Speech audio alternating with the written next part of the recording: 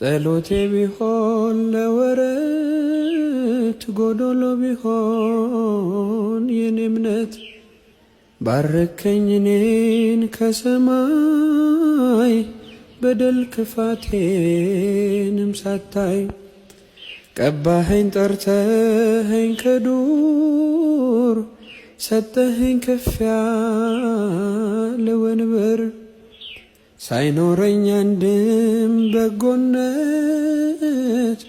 ባረከኝ በእጅ በረከት።